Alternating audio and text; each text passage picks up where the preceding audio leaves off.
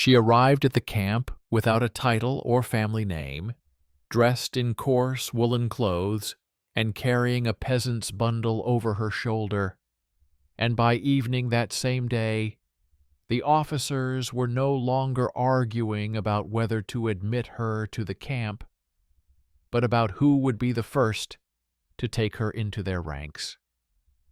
Hello, everyone! Tell me where you are watching this video from in the comments. I will read and respond. Enjoy listening. In a village on the edge of a pine forest, where the river made a quiet bend and cows returned from pasture along the same track, a girl named Ioana was used to hearing about war as if it were distant weather. The old people said that the rain would pass, the earth would endure, and the war would move on to foreign bridges and foreign fields. Her mother taught her how to skim cream and dry herbs. Her father brought coal from the smithy in a bucket and repeated that iron loves a patient hand. In the evenings, the neighbors gathered around the fire, prayed, and told stories about who had seen lights in the grove and whose dreams had come true. Ioana listened and did not argue. She knew that dreams sometimes need hands as much as they need faith. The first notable event happened on market day. Merchants selling fabrics, spices, and knives arrived in town, and with them came Etienne, a young man with a thin face and a quiet voice. He was considered useless because he did not know how to wear armor and was afraid of dogs. He earned extra money by copying letters and writing complaints. People avoided him and joked that his feathers were nothing but dust in their noses. He heard them and pretended not to notice. He had a habit of looking at people a little longer than usual, as if he were carving them into his memory with a fine needle. That day, Ioana brought a basket of eggs and cheese to the fair. Near the rows of wool, she was stopped by a gray-haired stranger. He said he had come from far away and was looking for a girl with a small whitish mark on her palm, like a crescent moon. He explained that this mark appeared on those whose family had once been connected to the house of the northern baron. Ioana replied that she did indeed have the mark, but her family were peasants.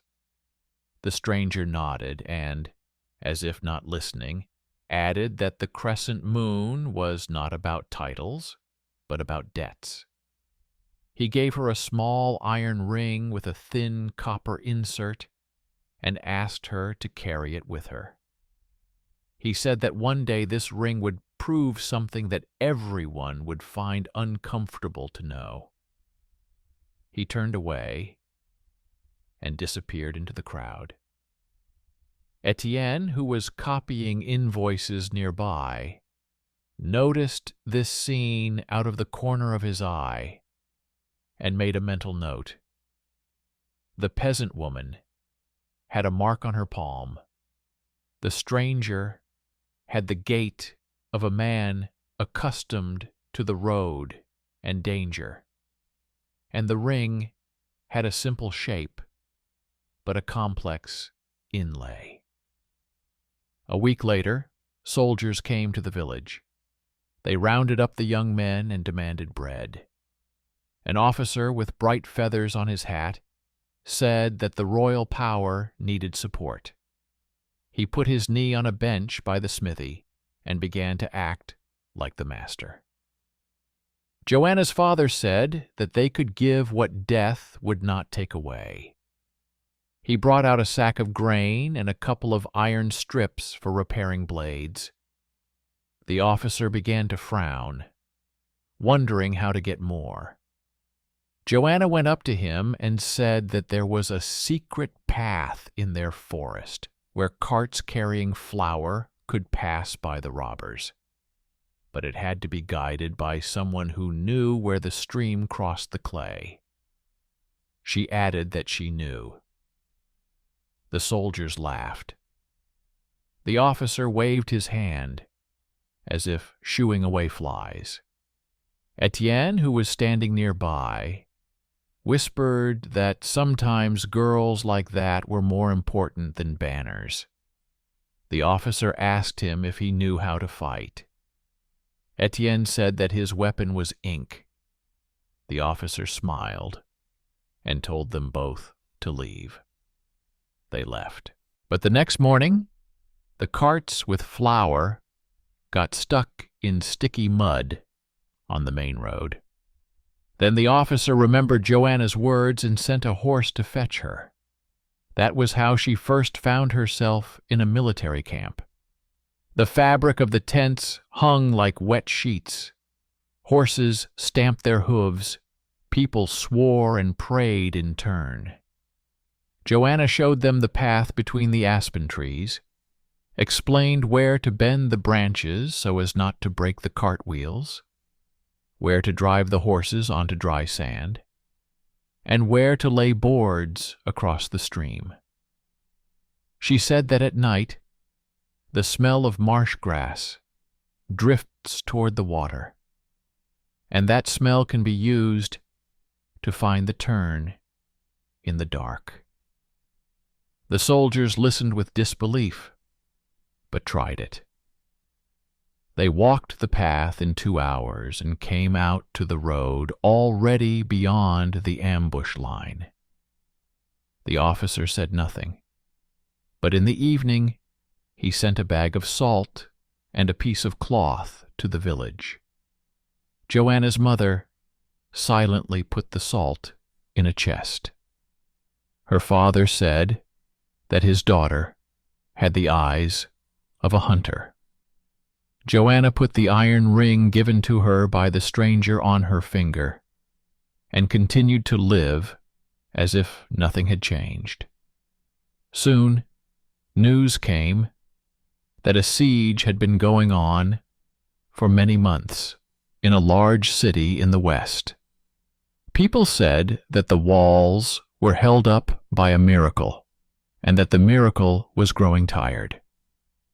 Ioana began to see the same thing in her dreams: an empty bridge over a wide river, torches in the wind, and a torn banner that someone was holding too low. She woke up and realized that she wanted to go to that bridge. She told her father about it. He replied that dreams feed you as well as bread if you believe in them. He told her that once, before she was born, he had worked as an apprentice to a master who had made a hoop for a young man from the house of a northern baron. This young man disappeared, leaving a debt, and the master hid this incident for a long time, because the debt was connected with a name that was better not to get close to. Her father said that sometimes debts last longer than wars. He asked her not to rush. She nodded, but inside she knew she would leave. The road to the Royal Army camp was long and simple: a field, a grove, a crossing, another field. Ioana walked with a bundle over her shoulder containing bread, a knife, a rag doll she did not want to throw away, and a letter, written by Etienne. The letter said that this peasant woman was asking to see the commander there to tell him about the trails and convoys of grain carts that could be brought into the city. Etienne chose his words carefully, without pathos, and at the end he added a simple mark that would prevent the letter from getting lost among hundreds of others. He attached a thin thread soaked in wax to the paper. This was his way of leaving marks that would be noticed by those who were looking not for gold, but for order. The camp greeted her with noise, smoke, and the smell of wet wool. Men in leather jackets were swearing, horsemen were cleaning hooves, and squires were mending straps. A woman in a dark cloak and without jewelry approached the fire. Her name was Marie. They said she was the widow of a salt merchant.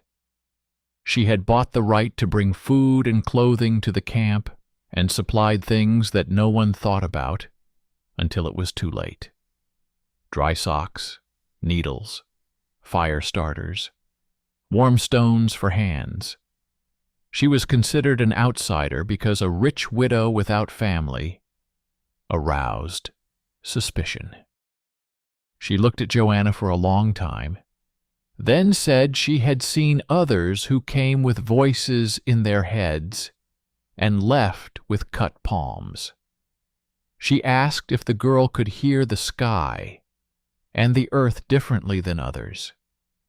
Joanna replied that she could hear horses carrying alarm in their hooves before people noticed the change in the wind, and that she could see where the road was drying up half an hour before the neighboring ridge. Marie nodded and led her to the tent where the officers were sitting. They didn't want to listen, but Marie said she would take responsibility for the food. And if Ioana turned out to be a gossip, she, Marie, would pay for the extra flour. So the widow became her unexpected benefactor, although no one called it that out loud. Later, the word would fall into place. From her first meeting with the officers, Ioana did not try to portray herself as a prophet. She talked about trails, about the wind, about the smells in the night, and about the harmony that keeps the crowd together.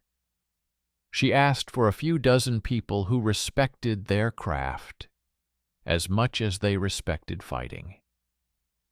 She promised to lead the grain train under the protection of the grove and low haystacks, if they were given old banners that the enemy was accustomed to ignoring. The camp commander snorted and said they had no time for games. Marie reminded him of the last barrel of salt she had brought, and that he was the one who had asked for it. The commander bent over as if he felt cold, and gave his permission. So 27 men and 1 girl left at night, heading north toward the swamps, and returned before dawn with 42 carts, where sacks of grain lay under the hay.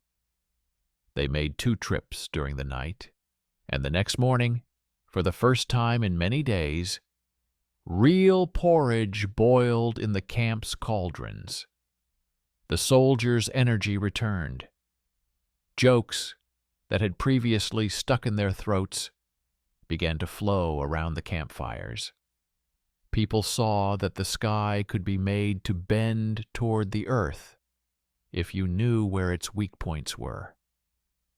Rumors about the peasant woman spread quickly. Some said she could hear angels. Others claimed she was just quick-witted. Still others grumbled that it was a trick by the widow Marie, who had good connections. No one noticed right away that there was an invisible thread between Joan and the senior inquisitor who had come to the camp for an inspection. It stretched from the copper insert in her ring to a small notch on his seal. The same shape, the same size, the same scratches left long ago on the same table. It was an old family mark that had passed through foreign hands. Etienne, who happened to have the opportunity to copy papers for this inquisitor, saw the coincidence and remembered it. He said nothing. He was afraid to speak until he was sure that the thread would not break when it was spoken aloud. The people in the besieged city were exhausted. When the camp decided it was time to try to get close to the walls, Joan insisted on a few simple things. She asked that the horses' hooves be washed with salt to soften the skin and remove excess dirt. She ordered the gaps in the armor to be covered with old cloth so that the iron edges would not rattle, giving away their movements. She figured out how to move construction ladders using manure as a slippery base, and how to shield torches from the wind with clay bowls. All this sounded ridiculous alongside the heavy words about honor and glory, but it worked. The officers initially dismissed her ideas, then tried them, and after 2 successful sorties began to listen to her reluctantly but attentively. The sergeants, accustomed to swearing, exchanged glances and said that she thought like a carpenter. First she measures, then she hits. Thus, a person from below demonstrated a skill that broke the usual hierarchy. People accepted this without enthusiasm, but they accepted it because they wanted to live. The turning point did not happen on the battlefield, but on a quiet day that began like any other market day. A simple woman came to the camp with a basket of bread. She said she baked for the soldiers, like many others. They let her through because they were used to it. She approached Marie's tent. Ioana was there, discussing where it would be best to dry the raincoats. In the basket were round loaves of bread, one of which had a brown mark, like a burn mark from a burnt seed. Marie, whose eyes had a life of their own, took a knife and cut the loaf in an arc, as if cutting a head of cheese. Inside was a thin leather pouch soaked in herbal juice. In the pouch was a bone plate with a carved mark. Etienne recognized it immediately. It was the mark of those who send well-fed threats instead of empty words. The note hidden under the plate said that it was time to send the girl to a place where the sky was low and the fire did not warm. The note demanded that Marie stop supporting the peasant woman, or else fire would find its way to the fabric warehouse. Thus, a simple visit with bread turned everyday life into a tremulous, tense hour. It was a perfect domestic thriller. People passing by didn't understand anything, but they saw how Marie turned pale, how Etienne hid the note, how Joanna, without flinching, took the cut crust, sniffed it, and said that the smell of mint covered the smell of vinegar, which meant that the sender was a person who knew the value of pretense. They decided not to make a fuss. Etienne rewrote several letters by hand and sent them out through trusted couriers, informing them that fake parcels were arriving at the camp. He wrote about it as if he were warning about rotten grain, so as not to let the enemy know how far the alarm had gone. Marie quietly moved part of the supplies to the other end of the camp in advance. Joanna asked the blacksmiths to blunt several knives to a state where they would no longer kill, but would cripple the attacker's hand, and she laid these knives out in plain sight for strangers to see. She said that the enemies should see what would deceive them. That same evening, a man came to them, wearing a cloak with more threads than fabric. He stood in the darkness at the entrance to the tent, then stepped forward, holding out his empty palms. He said he knew those who sent bread with secret pouches because he had once carried a letter for them when he was a boy. Now he wanted to repay the debt. His name was Martin, and he was an apprentice to a cloth merchant whom everyone despised for his greed, and he was tired of watching greed destroy the city. His words were met with skepticism, but he knew too many small details: how people make an incision in the crust, how they attach thin skin to the crumb, how they pass the sign at night. He told them where those who pay for silence meet, mentioning the name of a man who wears a ring with the same copper insert as Joanna's ring. That name matched the name of the Inquisitor. Etienne tensed and decided it was time to confirm his suspicions. He found a note in the papers mentioning an old debt owed by a young nobleman from the northern house. This note had been left by the former clerk and transferred to the new register by the man with the seal on his ring. The insert on the seal matched the copper in Joanna's ring exactly. He made a copy of the record and hid the original so that no one could destroy it. What seemed like a thin, random thread became a thick rope. The Inquisitor was not just inspecting the camp. He was connected to an old story involving the house to which Joanna's family was linked through debt. A hidden kinship, bound not by blood, but by an act that had come back like a boomerang, began to come to light. The next day, the command decided to march on the city. Joanna insisted that they not go directly to the bridge, but through the coastal gardens, where currant bushes hid their movements and the damp ground muffled their footsteps. She assigned people not according to their nobility, but according to who could maintain order and keep an eye on their neighbors. She gave the senior standard to a young man who had previously been denied access to the banners because he was from the workshops and not from the night school. This young man turned out to be quiet and precise.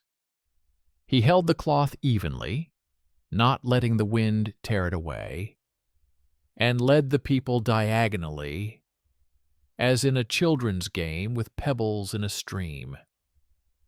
The assault was not short, but it was confident.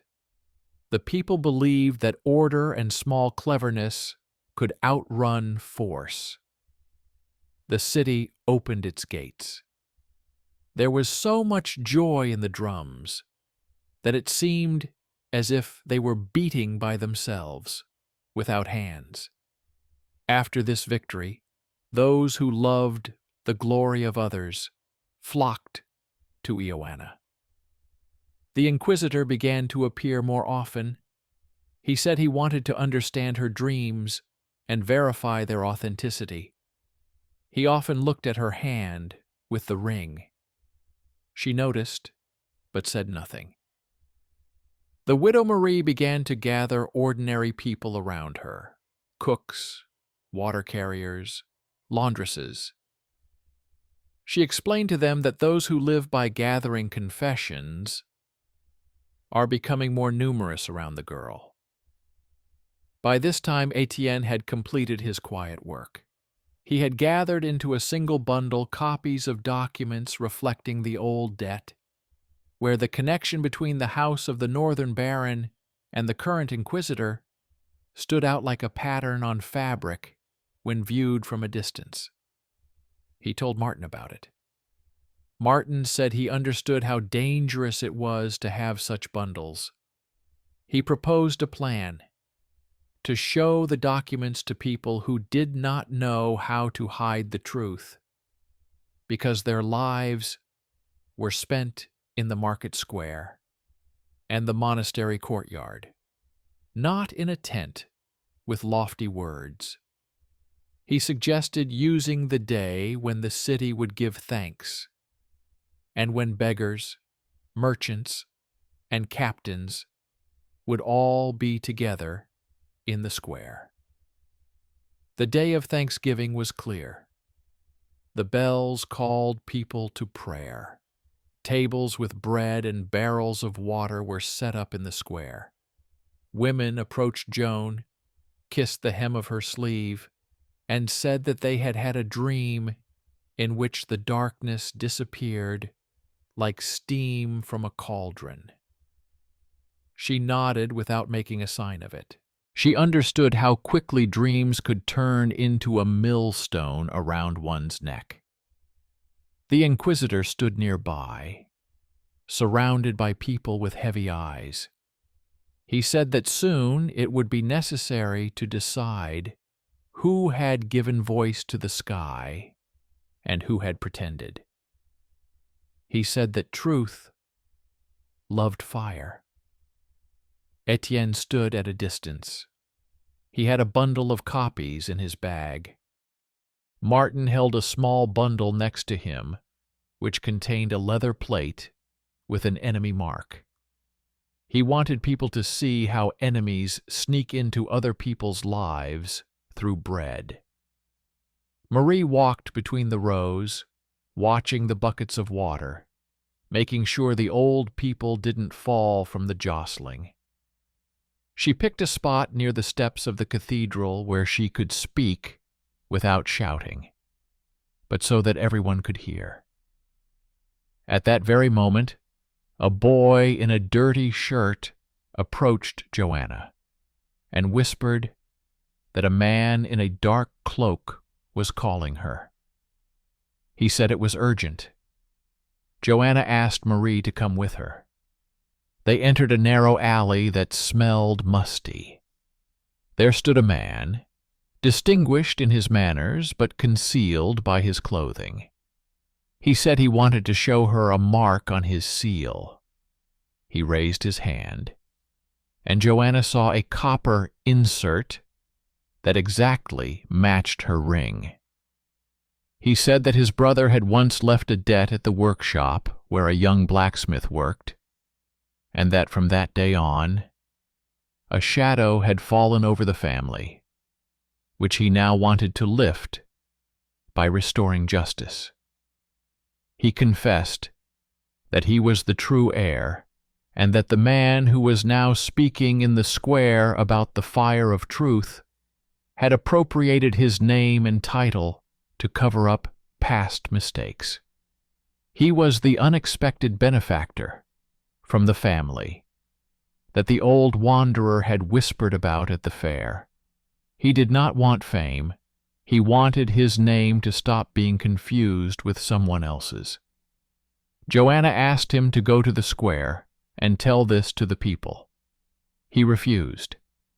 He said that the words of a person of high rank are perceived as a new wall, but the words of someone who is not loved can become fire. He suggested giving the floor to those who were considered insignificant. He looked at Etienne and Martin. He said that their voices would be clear to the crowd. He added that he was ready to confirm their story with his signature. Marie said that the time had come. They returned to the square. Everything flowed as quickly as water from a broken jug. Etienne climbed onto the steps, showed the people the leather plate hidden in the bread, told them how threatening packages had found their way into the camp, and how a widow with simple eyes had noticed the extra smell of mint. He said that the enemy was hiding not in miracles, but in the habit of trusting the ordinary. He took out a bundle of papers and described how an old debt connected the house of the northern baron with the real dealer of confessions, who bore someone else's name. He spoke in simple words, without embellishment. People listened because they recognized their own troubles in his words. The inquisitor tried to interrupt him. He said that the young man was slandering, that the girl was taking advantage of the darkness, that the widow was buying souls. He stepped forward and raised his hand to demand silence. At that moment, Martin stepped forward from the crowd. He was usually chased away, considered a petty man with dirty fingernails. He rarely spoke.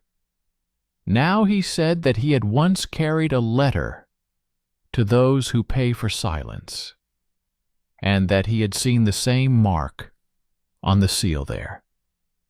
He added that when he was a boy, he had been forced to remain silent by threats to his mother, and that he had remained silent until yesterday. He confessed that he could no longer live like this. The crowd began to murmur. Those who had laughed at him in the market suddenly saw a man who bore the weight of truth, and that weight did not break him, but made him stronger. The underappreciated hero became the center of the square. The inquisitor flinched, as if he wanted to leave, but at that moment, a nobleman in a dark cloak, the very heir who did not like loud scenes, came up to the steps. He calmly placed the seal on the stone so that everyone could see the copper insert that matched the ring on Joanna's hand. He said that the one who demanded fire today was using someone else's name and hiding an old debt, like a rat hides grain in a burrow. His voice was even, without harsh words, but firm. He did not ask for punishment. He asked to verify the marks. Etienne put his pen to the wax and checked the impressions. They matched. The people saw it with their own eyes. The commanders, who had previously regarded the girl as a convenient sign, turned to the inquisitor and demanded an explanation. He tried to call it all a conspiracy, but his words were drowned out by the noise. He realized he had lost his support. He turned to run. Marie had already moved some of the guards and positioned her people so that the narrow alley was blocked. The inquisitor crashed into the shoulders of the soldiers he had taught to fear just yesterday, and realized that he was no longer in command. A brief silence fell over the city, when the air seemed heavier than usual, and then the silence was broken by the conversation of people who had to live together. No one shouted about a miracle. People said that it was time to bring the papers out into the open and collect new records without foreign seals. Funny coincidences did not decide the key issue that day. Everything was the result of a choice. The widow decided to risk her name for the sake of truth. The clerk decided to stop being a shadow. The guy from the market decided not to be afraid. The heir decided to share what was uncomfortable. Ioana decided not to hide behind voices in her sleep and to take responsibility for her actions, even when those actions went against powerful people. After the commotion in the square, the city lived cautiously. The enemies did not disappear into the ground. They just changed corners. Marie began to go out into the crowded streets less often. She hired a couple of boys to gather whispers in the markets and bring them to her warehouse. Etienne took a position in the city office and began to rewrite not only orders, but also complaints from ordinary residents, keeping copies for himself. He explained to those who came that paper has a memory, and that memory is as reliable as a wall. He spoke of this without pride, like a man who had finally found where his small work became meaningful. Martins, who had been dismissed yesterday, suddenly found himself useful. He understood who traded in silence with whom, and knew how to talk to those who loved nuance. His new authority was built not on shouting, but on knowing the paths along which rumors travel. Joanna, meanwhile, found herself between what is called holiness and what is called craft. They wanted to make her a banner. She did not want to be a board in the wind. She asked that people come to her not to pray, but to work. She gathered around her people who knew how to repair belts, pick herbs, and teach boys to hold a spear, not to rush at the first wall, but to withstand the crush. She said that now she dreamed not of angels, but of broken buckets and sleeping guards, and that it was precisely such dreams that needed to be corrected during the day. Soldiers who were drawn to loud words hung around her. Those who loved order stayed closer. An order came from the capital to hold a hearing, to decide whether it was dangerous to trust a girl from the village with the leadership of the sorties, and whether she was misleading people. The people in the city stared at the new round of trials. Etienne said that the court often seeks not the truth, but a clean table without crumbs. He began to prepare the papers. He gathered the testimonies of those who had seen her lead the carts, organize the drying of the cloaks, and wisely position the archers. He asked the widow Marie to recall how she had recommended Joan to the officers and what risks she had taken. He recorded Martin's story about the bread with a threat to show that the anger towards the girl was fueled by people who exploited fear. He added notes about the seal and the coincidence of the inserts, explaining them in a way that any market would understand. He avoided loud words. He wrote like a bricklayer, lays a row, solidly and simply. Just before the hearing, the same woman with the bread came to Marie's warehouse again. She stood in the doorway like a simple neighbor, with dust on her hem and flour on her hands. She said she wanted to talk. Marie accepted her because she knew how to see beyond the mask. The woman confessed that her husband worked for those who came up with the threats in the crusts. She said that her husband was confused, that he was afraid their son would be left without a crust if he didn't deliver the notes. She brought a small leather bag, the same as last time, and asked to leave it with her.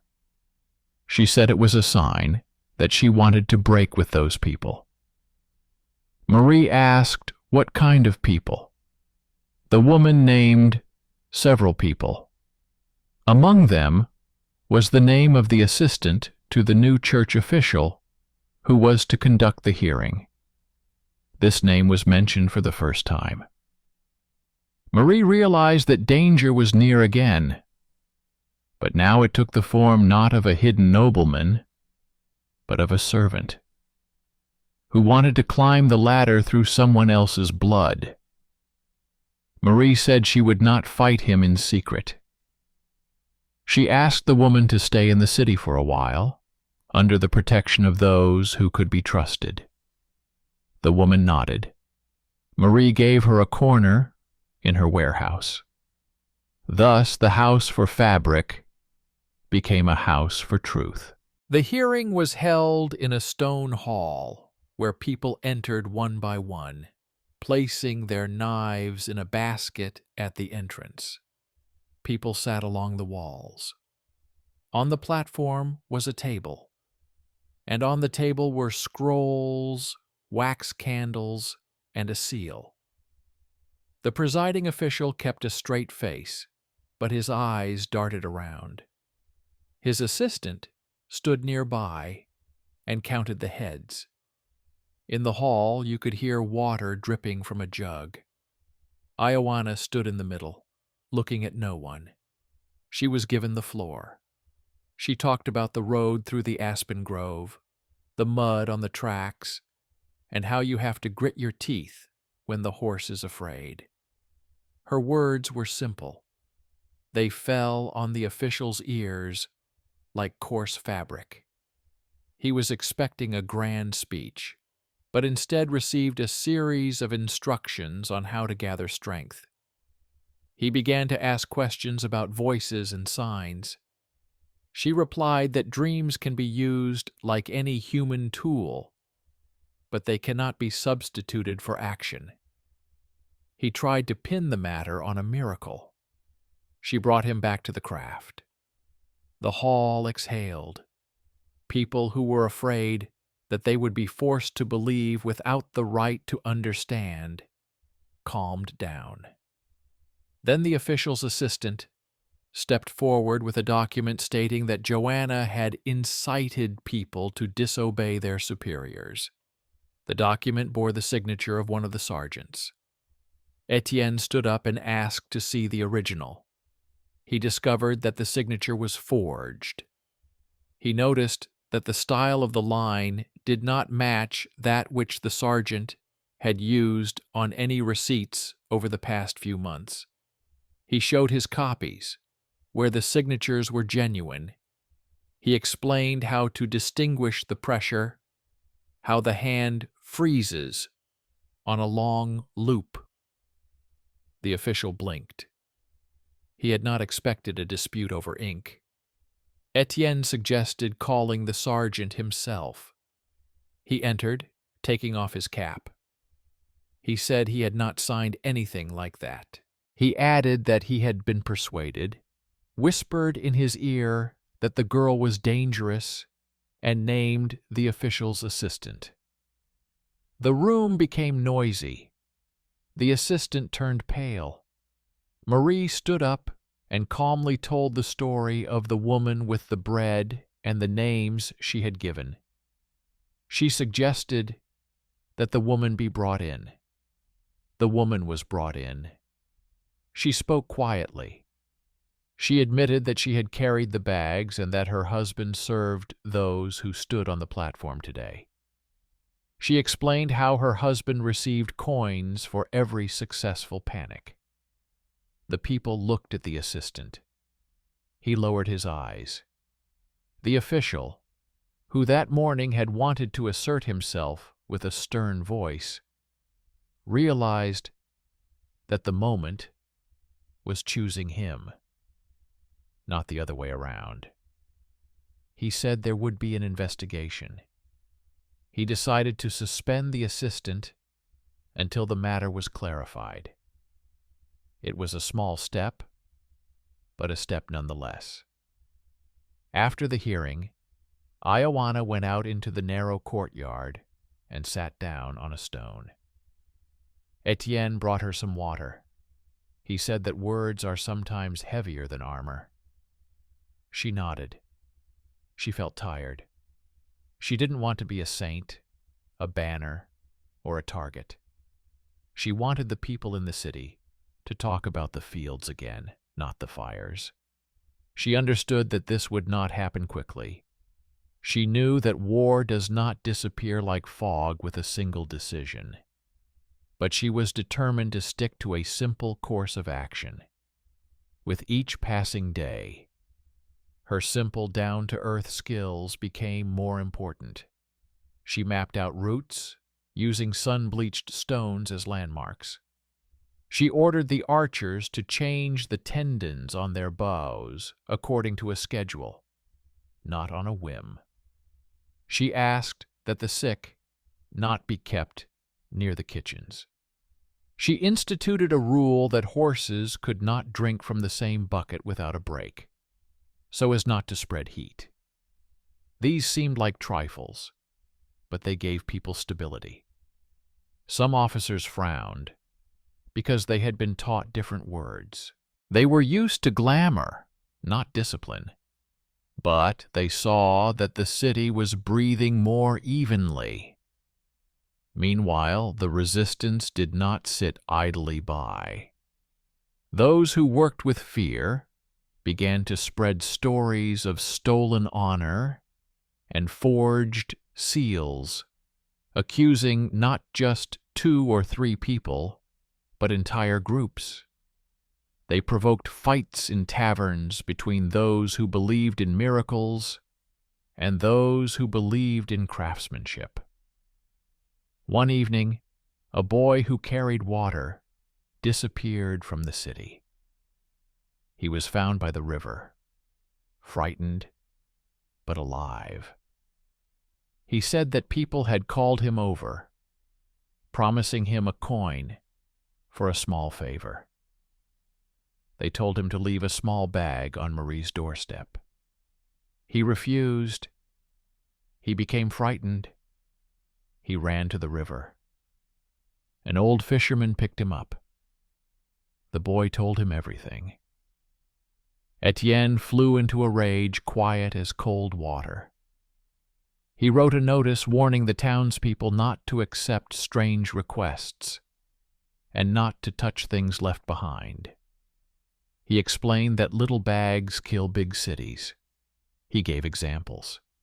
He posted these notices in places where people read, not out of boredom, but out of necessity. At wells, at the entrances to bakeries, at workshops. The notices were written in simple words, in large print. They were impossible to miss. A month passed. The roads in the city began to deteriorate. The rain softened the roofs. People complained when water dripped on their necks. That same month, news arrived that the new church official had been replaced by another. They said that the previous one had been linked to cases of bribery and threats. They said that the papers Etienne had collected had become an important part of this decision. No one mentioned him by name. But in the office, someone put a crisp loaf of bread on the table, the kind that doesn't hide bags inside. And that was a sign that the best of us understood. The inquisitor who lost power in the square did not disappear. His people tried to spread rumors that the girl was faking the signs, that the widow was keeping the money, that the clerk was stealing the seals. These stories collided with a chain of facts and fell apart. It was not a quick victory, but a long defense. During those months, Ioana suddenly and consciously took a back seat. She asked the officers to assign a person from among the simple but attentive to each squad and gave them a small amount of authority to watch over the water, the shoes, and how people slept. At first, these people did not understand why they were being given responsibility. Then they understood. They felt that without their eyes, the overall strength was reduced. They became the foundation that holds when hats fly and banners flutter. In the spring, when the roads dried up and the grass grew thicker, news of a new campaign reached the city. It was necessary to move on, to lift the siege from another place. Joanna agreed. She was given a little freedom. She said that the main battle would not be on the wall, but in the minds of those who were accustomed to treating people like her as a pitiful accident. She said she wanted to leave the city in good order. She asked Marie to take charge of supplies, Etienne of paper, and Martin of rumors. She explained that with this trio, the city would not fall, even if a foreign flag hung over it again. The people nodded. They were used to relying on more than just spears and swords. Before leaving, Ioana came to the workshop where her father had once ruled the hoop. A new master was working there, but the old scratches were still visible on the table, revealing how the new apprentice's hand had once learned. She placed her iron ring with a copper insert on the table. She said that the ring had no place on a journey, that rings loved tables. She asked him to leave it there as a sign that her duty was done. The craftsman nodded. He said he understood without words. He placed the ring in a small recess in the wall where small change was kept, so that it would not be lost during cleaning. Etienne stood in the doorway. He saw how the piece of metal, which had been pulling a thread from the past, finally fell into place. He noted in his mind that justice sometimes sounds not like thunder, but like the quiet clink of a ring against wood. Their small detachment headed north. The roads were familiar, but the faces were new. People in new cities did not know who this peasant woman with a clear gaze was. They heard rumors. They tested her. Joanna did not argue. She did her job. She brought order to the night watches, taught people to look not at the sky, but at the roof lines, where a sniper might appear, and asked them to trust not only commands, but also the marks left in the mud by horses and wheels. They did not like her, but they listened to her. This went on for several weeks. Then came the day that people would remember as a brief frost in summer. During a sortie, she fell into the hands of those who wanted to restore the old power by destroying it. They captured her at a crossing where the stones were slippery and took her to a city where a foreign flag flew. There she was told that her dreams were dangerous and that they deserved to be burned. She replied that fire was good for cooking and forging. They did not listen to her. The interrogations began. They asked her questions about the voices, and when she answered about her craft, they became irritated. They wanted a miracle to justify burning her. She gave them work that was difficult to burn. This infuriated them more than any prophecies. The court tried to rewrite her voice. It drew up long lists of questions, approaching them like nets on fish. It wanted to catch words that could be hung like a flag. Etienne found out about this. He began to collect records of the interrogations that left the walls of the courtroom like water seeping from a barrel.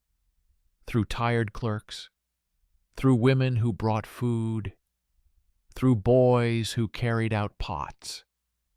He collected the scraps and pieced together the missing pieces, like putting together a broken bowl.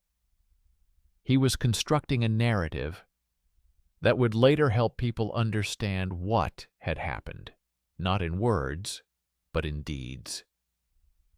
Marie invested money in this quiet work. She bribed the guards not with gold, which she had little of, but with fabric that could not be obtained without her. Warm raincoats, pants without holes, rain capes. People who yesterday were ready to watch the fire without hesitation changed their minds. They saw that there was another force, one that did not shout, but was enduring. One day, the noble heir came to the city where Joanna was being held. He had no authority in this place. He entered as a pilgrim. He said he wanted to pray. He went into the temple, lit a candle, and left a small bundle on a stone. The bundle contained copies of the documents that Etienne had collected, and a short note saying that blood and duty do not always coincide. He did not expect this to change the course of the trial. He hoped that it would change the course of memory. He chose who to leave the bundle with: an old deacon who, as a boy, had lived through a cold year when children were dying, and who since then had always made notes in the margins of his prayer book so as not to forget anything. The deacon took the bundle and hid it where the warmth of his hands would keep it from drying out. The fire came anyway. People stood in the square and watched. Some covered their faces. Others stared without blinking, as if they wanted to take in all the heat with their eyes so that later they could blame them and not themselves. Joanna did not scream. She did not utter a single lofty phrase.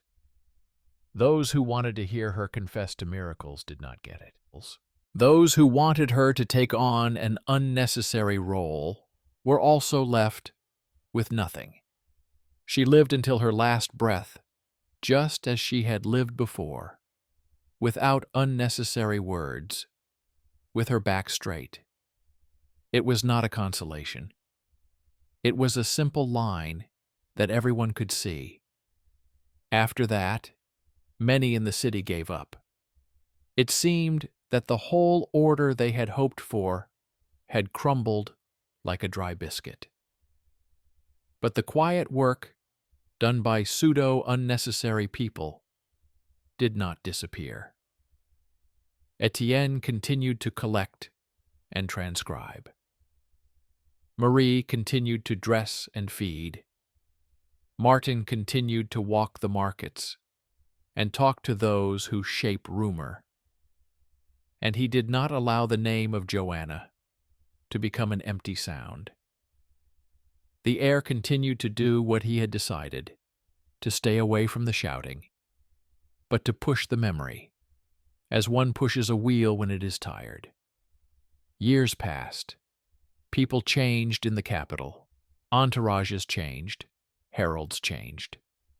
Words changed. Those who once demanded fire now pretended to support order. Those who were afraid now wanted security. One day, tables were set up again in the town square. People gathered to hear the new council's decision. The council acknowledged that the previous court had been built on forgery and threats. This decision did not come out of the blue. It was prompted by Etienne's papers, Marie's testimony, the confession of the woman with the bread, the marks of the old clerk, and the heir's bundle. It was a smooth chain of human choices. There was relief in this. People did not forget who had done the petty things, and they saw how the petty things weighed heavily. Etienne did not go out onto the platform that day. He sat in his room with the window open and looked at the sheets he had been writing for many years. It seemed to him that they rustled like grass before the rain. Marie sat on the steps of the warehouse that day and handed out warm raincoats to those who were walking to the square. She said it would be cold in the evening. She did not expect gratitude. She knew that people would say thank you in their own way. They would come tomorrow with news that was important to know. Martin walked through the market, looked at people's faces, and realized that the voice of the crowd had become quieter and heavier. He felt that now people were not so quick to respond to the cries of strangers. He knew that this behavior was the result of many days of repeating the same thing. Don't take things from strangers. Don't carry bags. Look at the seals. Ask those who can read. As for Joanna, her name sounded different. The excess gilding was removed from her, leaving only what was stronger. People said that she came to the camp without a title and pulled the carts out of the mud. People said that she saw not angels, but paths, and that this was help from heaven. People whispered that her court tried to rewrite her voice, but the letters had more friends than fire. The widow, the clerk, the apprentice, the heir, the deacon, they all made sure that history outlived fear. And yet justice in this story is not a loud blow. It is simple logic, when actions form a pattern. The inquisitor who appropriated someone else's name found himself on the sidelines. He lost his position and influence not in a single day, but like a blacksmith, loses his strength if he does not keep the heat steady. He was not burned at the stake, nor was he publicly exiled. He remained to live with the shadow of his actions in places where people remember a little better than he would like. This is the ultimate justice that does not require spectacle. It is based on the fact that people make choices. In this city, they chose to remember. The old wanderer returned from the fair one day, like birds returning to their nests. He walked through the market and looked into the workshop where Joanna's iron ring lay. He saw that it was still there. He realized that the risk he had once taken had paid off. He did not seek gratitude. He simply nodded to himself and left. His role remained small, but without it, the thread would not have tied into a knot. People in different parts of the world heard this story differently. Those who lived by the rivers said that the key was in the water, which remembers the trail of a boat. Those who lived in the mountains said that the key was in the paths, which are more reliable than roads when walking at night. But the same details, scattered ahead, gave everyone a chance to find their way. There were no coincidences. There were steps. There were simple actions. There was a widow who intervened at the right moment, like a true, unexpected benefactor, replacing empty promises with real help. There was a hidden kinship in which duty and destiny met years later, like two pieces of a divided coin. There was a man from below who, with his modest skill, broke the hierarchy and became a support when everyone wanted to lean on something. There was an underrated hero who ceased to be a shadow and stepped forward, not for glory, but to lay the heavy burden of truth on the table. There was an everyday thriller when bread became a threat and simple caution sometimes saved more than armor. And there was a finale where no one waved a magic wand. There were people who made a choice. If you put all this together, you get not a legend about a miracle, but an order that is understandable to everyone. If you take the little things seriously, the big things will hold.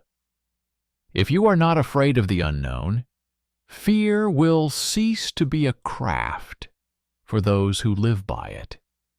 If you respect the truth of craftsmanship, there will be less room for false importance in high places. And then even the walls of a foreign city will tremble not only from a battering ram, but from the fact that the people inside have chosen to live together, and not according to someone else's rules. Let everyone who listened respond in the comments and say what they found most important in this story. I am interested to know what details you noticed and what twists you expected ahead of time, and which ones you only discovered in the finale. Thank you for being with me. I wish you a peaceful day and a clear head.